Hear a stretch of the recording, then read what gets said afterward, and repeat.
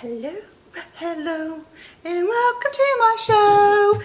Welcome, welcome, welcome, welcome, welcome. I'm so glad that you're here. My name is Kathy. This is Kathy's Country Life, and you're right up in my face, and I don't like that. Okay. So how y'all doing today? I'm doing great. Had a good day today. When I left work, it was wind was blowing. Oh, hush, phone. It always picks up on my voice. It says, I didn't understand that. It was dark, wind was blowing, rain was coming, and it was following me here. So it's getting dark outside, and I hope we get a good shower because I need it for the garden. Okay, enough about that. What are we going to make today? We are going to make a farmhouse buttermilk cake. I haven't been wanting to make anything sweet. We kind of both have been kind of like on a diet. But I've been wanting to make this. And last night, my husband's been very, very good about not eating sweets. And last night, he was like, boy, I sure would like to have something sweet. And there was one chocolate covered strawberry left in the refrigerator from Mother's Day. And I said, there's a chocolate covered strawberry in there. And he went and he gobbled it up. But, so I thought, maybe it's time to do a little something sweet for my purpose mainly, but he'll eat a piece too. So we are going to make this farmhouse buttermilk cake. I'm going to bring you down here like I normally do. We're going to do this with my hand mixer. Let me get it out of this little case. Ooh. You can do it in your stand mixer too, however. Girl guys, I don't feel like getting it out. So we're going to get a stand mixture that needs to be wiped off.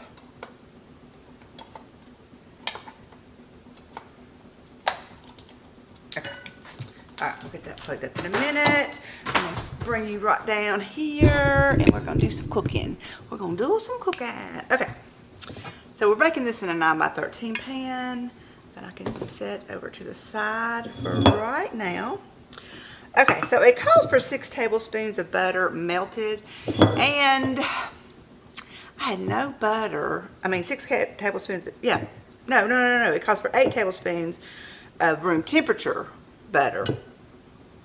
And I had used all my butter the other day, and I hadn't got any out of the freezer to put in the refrigerator to get out. So I had to go back there and get frozen, and I stuck it in the microwave to get it softened up. Well, we just melted it. So let me preheat my oven to 350 degrees.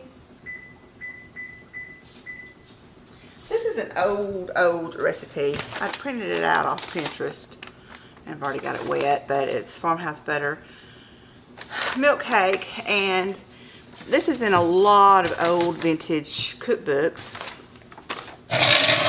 Get myself straight here. And this one just has a twist on it, the topping that you put on it. A lot of them just have like a glaze that you put on it, or you just eat it plain. But we're going to do this one with a kind of like a pecan crumble topping on it because yum! Who doesn't love a pecan crumble? So we got our oven preheating to 350. We are going to beat, this is a whole stick of butter, and it should have been softened, but it's not. Maybe it won't hurt nothing. We're going to say it's not going to hurt nothing. And then to the butter, we are going to add 2 cups of brown sugar. Packed. I think I got 2 cups here without having to make some. 1.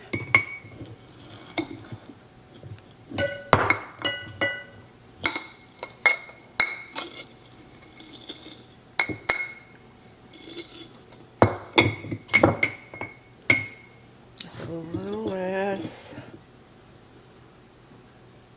2. Okay. Ooh. Okay, so we're going to beat this. We're going to beat it. Just beat it. We're going to beat it. Just beat it, beat it. Woo! I'm plugging up my mixer. Just a minute. Alright, so I'm going to beat this until smooth. I'll probably just pause this because it's going to be loud. Okay, it's not too loud. It's not too loud. But this will, I'm going to beat it. And with the butter being melted, it's not going to get as whippy as I would like it.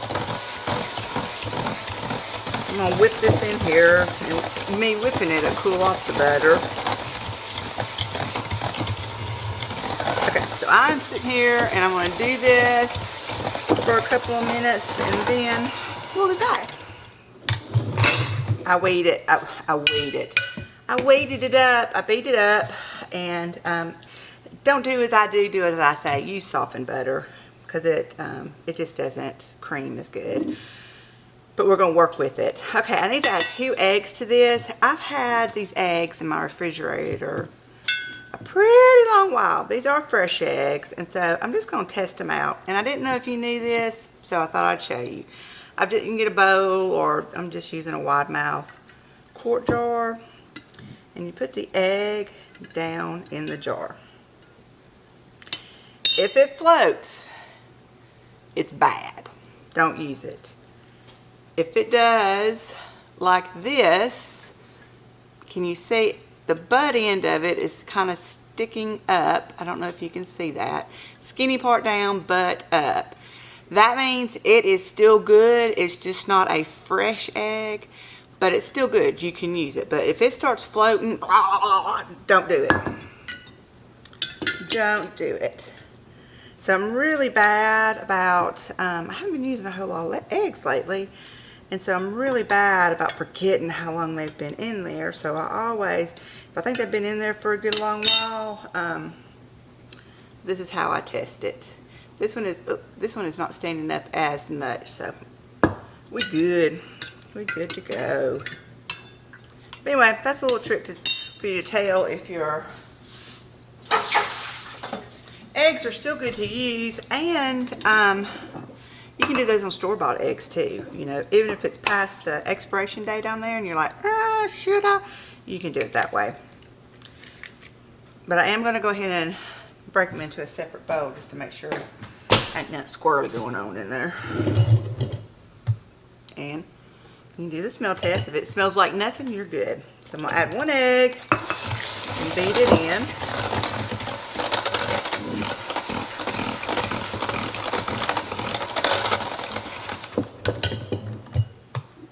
Then we're going to do the other egg.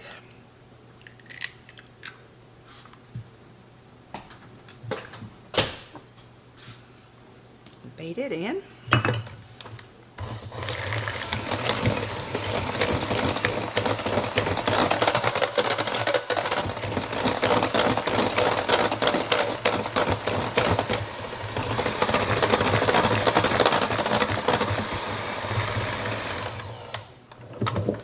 Okay, let me get my vanilla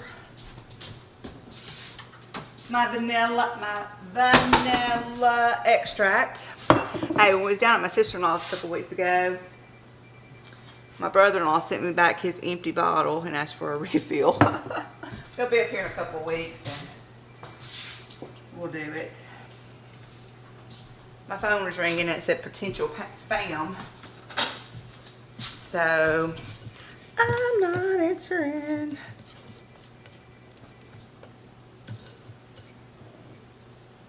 Okay, so we are going to add in 2 teaspoons of vanilla extract. And you know, I'm heavy-handed with my vanilla. And 2 cups of buttermilk. It should be at room temperature. I did take this out of the refrigerator about 40 minutes ago. It's still cool, but I wasn't. This needs to be something that you do, you know, you lay everything out in the morning and do it in the afternoon. We're going to mix this up. Ooh, wow.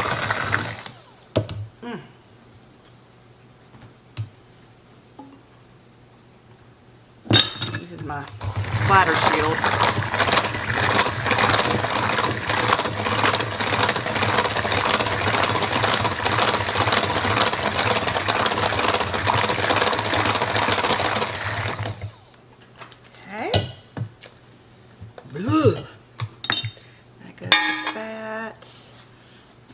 wipe this mess up. Drives me crazy. Okay. Okay, so now what we're going to add is 1 teaspoon of salt and 2 teaspoons of baking soda. Just make sure you don't have any clumps in there. I'm going to go ahead and mix that. And then we have put 3 cups of all-purpose flour.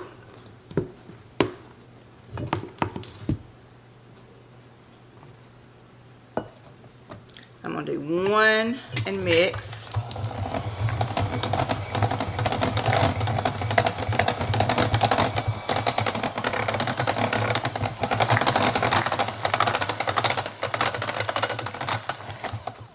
And you know, buttermilk in cakes is delicious. It's got that acidity in it, and it just makes a very moist cake. So I love cakes that calls for buttermilk.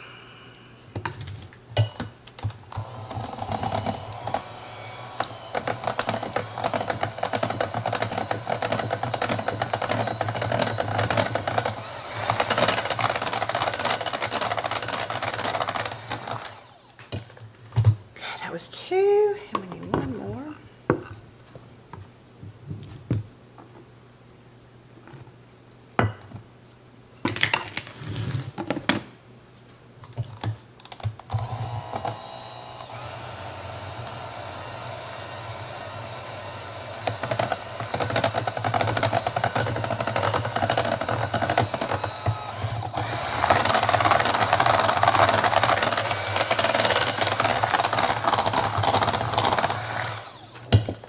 I'm going to get my spatula and do a scrape down.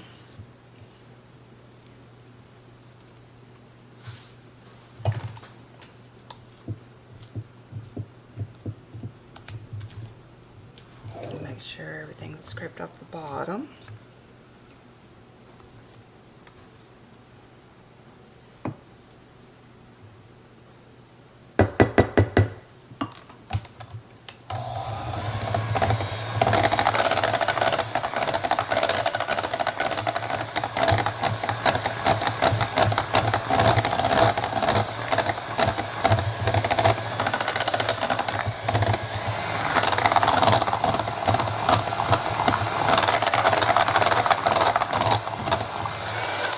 Okay,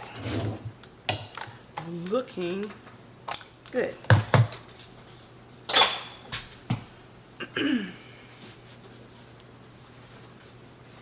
Okay, so we're going to get our 9 by 13. This might be a little bit smaller than a 9 by 13. But you get the drift. And that's probably a 13. Yeah, it's probably 9 by 13. I'm just going to give it a spray with some Baker's Joy.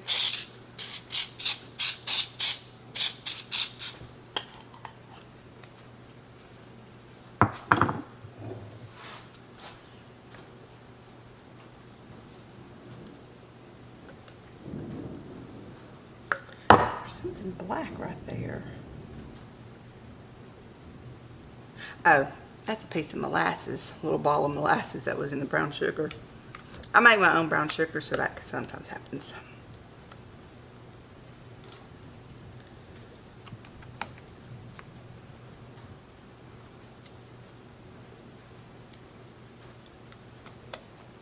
I thought, when I was looking at that, I thought, dear gosh, please don't let it be a bug. That would be so embarrassing.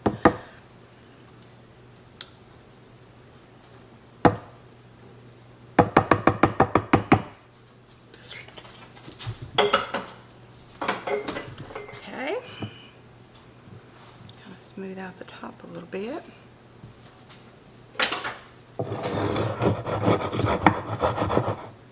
Let's see. My oven's got a little bit to go, so it's at 330. So when it hits 350, I'm going to stick this in the oven. And Hi. And bake the cake for 30 to 35 minutes until the top feels set. The cake will be golden brown and just beginning to pull away from the edges of the pan. I don't think that you want this really well done, because after you make the crumble topping, you put it back in the oven for about 10 minutes. So I will do that, and I will be back when I get the cake in the oven and we start making up the topping. Then I'll bring you back. Well, guess what? The topping calls for brown sugar too, and it calls for a cup. And I didn't have a whole cup, so I've got to make brown sugar. So, would y'all like to come along for the ride? I still have still got my hand mixer out. Let me wipe off all this cake batter. Okay. And I'm just going to use my wire whisk attachment.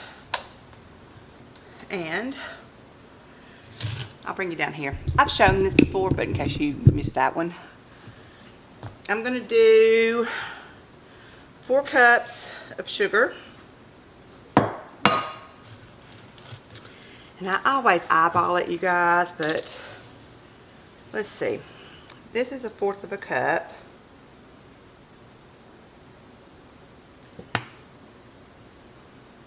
And that might be too much.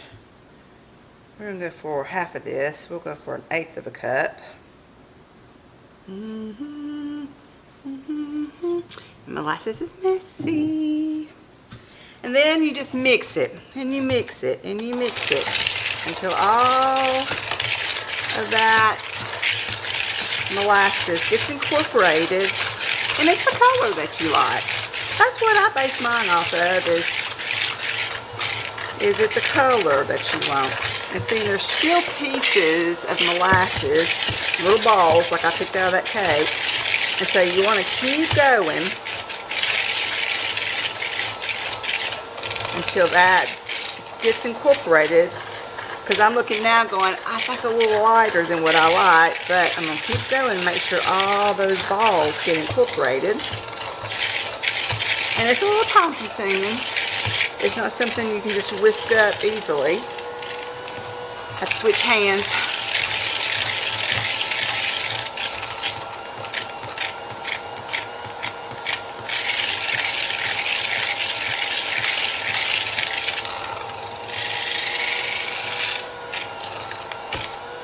This is the color that I like, and we're a little bit lighter than that.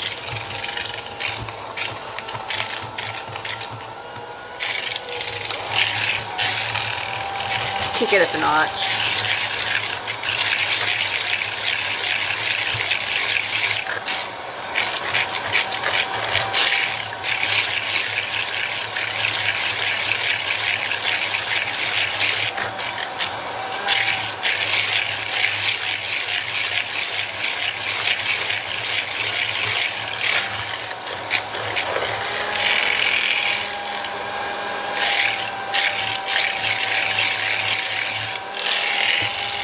About this mixer, it's a KitchenAid. It only came with 1 whisk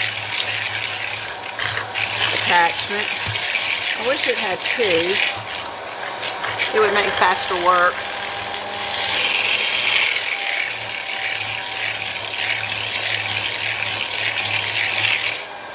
Okay, so that's the way, I like it, Alright, so I'm going to finish filling up this for a cup. Set that aside.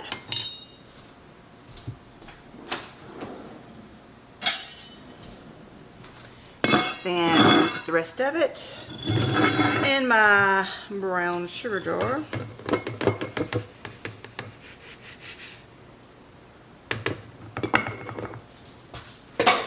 Sink full of dishes. I'll put my cookie disc in there to keep it soft.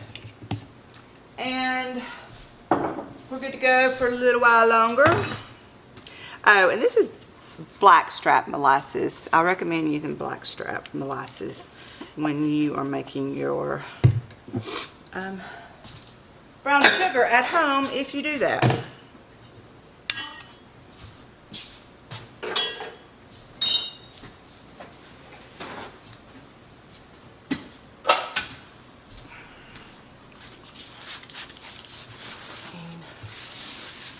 This up. There's little sugar crystals everywhere. It feels like sand.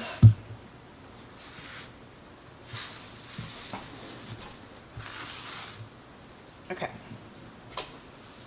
Onward bound. I've got to chop some pecans, and I was looking for my little pull string Temu chopper that I got. I can't find it. Golly, dog bum, where is it? That makes me so mad. I haven't used it in a little while, so I mean, it would be sitting out. It's not in my pantry where I will put it. Okay, so we're gonna make the topping, and we need 2/3 cup to 1 cup pecans diced. I went and got these out of my freezer. I keep them in my freezer to keep them fresh. So let's chop up. I'm not going to take you down there to chop up pecans. I mean, I guess y'all know what that looks like. So the topping has melted butter, brown sugar, milk, salt, and pecans.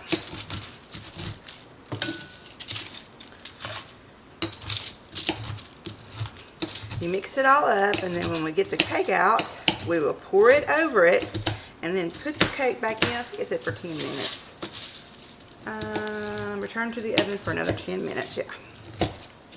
So that is probably going to help dissolve and cook the sugar, so maybe it's not so grainy. I don't like a grainy frosting. You know, like the old-fashioned frostings, the old-fashioned cooked frostings, I guess, where it's got the, you crunch down on the sugar. Whoa, I don't like that. And some people love it. They're like, oh, this is that homemade, where it's all grainy with the sugar. I don't like that. Y'all like that? I don't like that.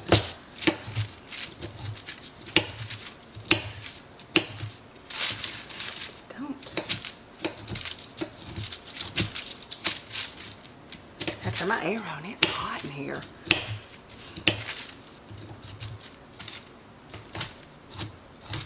So, how do y'all do y'all's temperature at home? I'll tell you how we do ours. And, okay. So, summer or winter, when I leave the house, I turn my thermostat off. We have got foam insulation in the ceilings and under the floors. Not in the walls, just the ceilings and the floors. And this is, you know, sort of a newer house, so we don't have a lot of leaks, you know, air leaks and stuff like that. And it pretty much stays the same temperature. It might be a little cool when I get home, and I'll turn the fireplace on and just heat up this area. But that's it. In the summertime, I do the same thing. I turn off the thermostat when I leave to go to work. I came in, and I'm getting warm now. One, I got this light shining on me, and I'm doing something. So, it was 73 in here when I got home. Didn't really notice the heat till I got in here and started doing this. So I got hot, and I just went and turned the air on. Now then, when we're sleeping at night, it's a whole different story. I cannot sleep being warm at all. So, and my husband's the same way. We have a fan going in the bedroom. Every time we sleep, every night we sleep, which is every night, that fan's blowing. In the winter time, we will turn the heat on 64. So if it gets below 64, the heat will turn.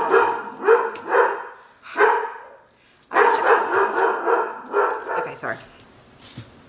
In the summertime, we put the air on 65.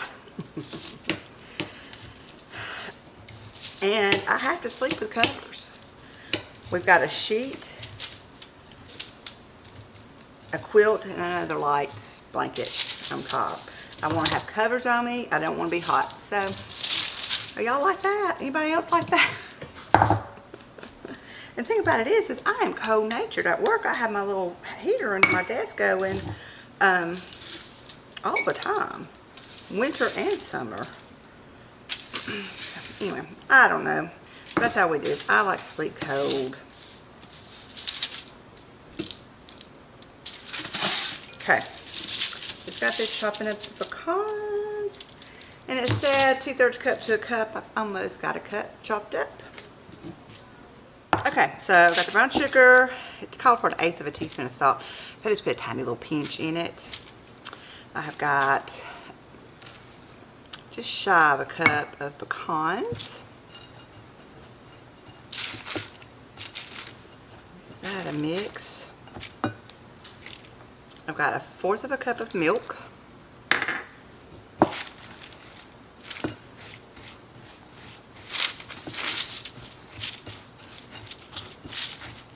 And 6 tablespoons of melted butter.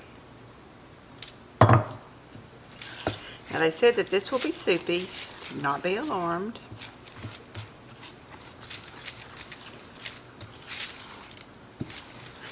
Okay, the cake, I can see it from here.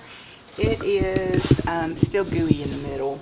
It's cooking around the edges, but the middle is still gooey. And my 30-minute mark will be up in 3 minutes, so I may have to let it go for another couple of minutes, and then we'll put the glaze, or the, whatever you call it, the topping on it, and put it back in the oven for 10 minutes. So I'll be right back.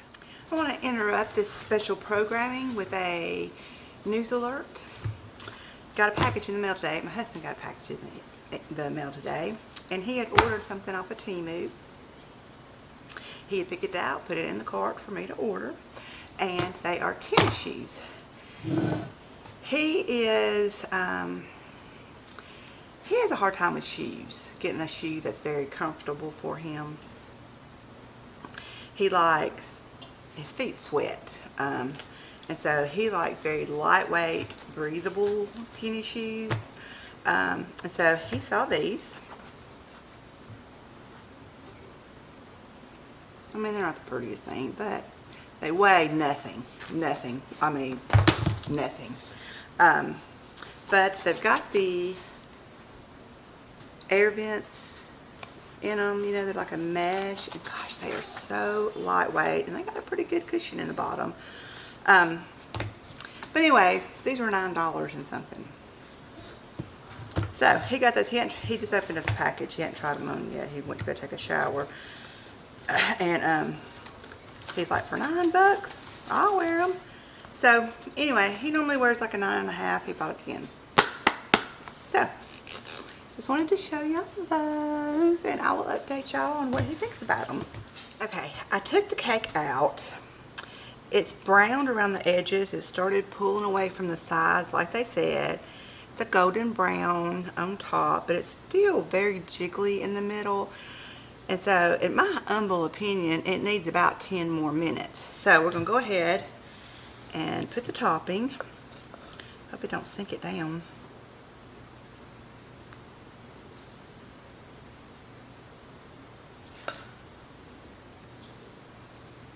I don't want to just pour it on there and then smooth it out because I don't want to sink it.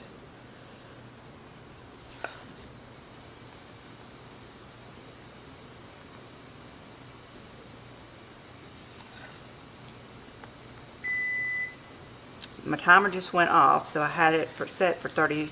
I did it for 30 minutes, and I did it for another 5 minutes. So this took about 34 minutes.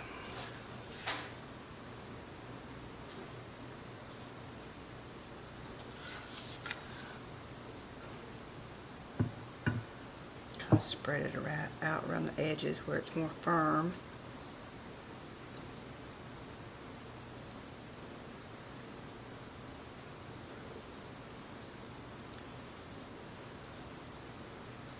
Okay, back in the oven it goes for 10 minutes. sometimes things just don't go as planned. Okay, so I put the cake back in with the topping on it for 10 minutes. The middle was still goopy, so I kept adding 5 minutes, still was goopy. The topping was starting to get a little brown, so I tinted some aluminum foil over it. Y'all, it took another 30 minutes for this middle to get cooked. So here's my takeaway. One, this casserole dish was too small. I think that you need, I should have done it in one like this size. Well, it's about the same size. I don't know, but I think that I needed a bigger pan to make it thinner, because the picture on here, if you can see that, the cake looks really thin with a thick topping on it. So that's my takeaway for that the cake was just too thick. So, and it rose in the middle more, settled around the edges, and so all of the pecan and stuff went around to the edges. So I scooped some of the pecans out from the edge and put on the top. So it didn't turn out like I thought it was going to, but that's okay. We have regrouped, and we're gonna let this cool, and we're gonna do a taste test. So I'll be back when it cools off. Okay, we're gonna cut into it. Ooh, it's very tender. I'm gonna give me a corner piece that's got a bunch of this topping on it. Can I get it out? It's still kind of warm. Okay. Let me get a fork.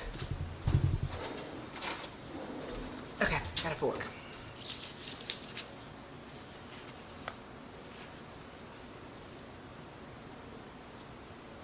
And then there's the topping on top. You still see some steam coming out, and it's been sitting here for a while. The warm cake. Mmm.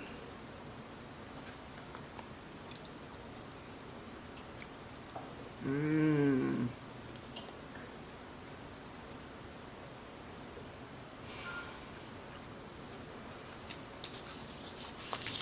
That was like a warm hug.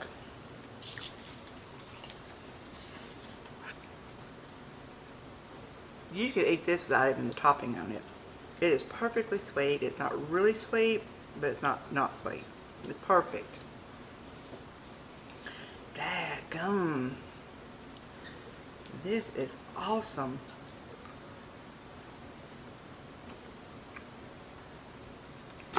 Okay, y'all. You gotta make this.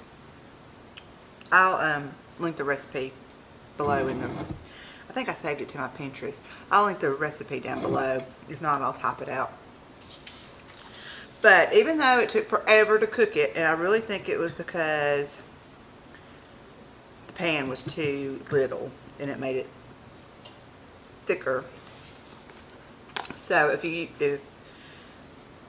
just watch what pan you make. If you make it like in a standard little casserole dish like this, just know you're going to have to add time to it. And I really should have left it in the oven longer before putting the topping on it. But anyway, so we're just going to say that the time is variable according to what pan you use, your oven temperature.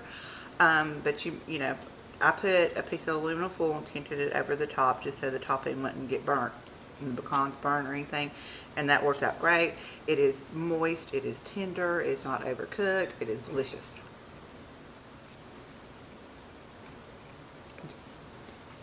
Chris, you're gonna flip out on this one.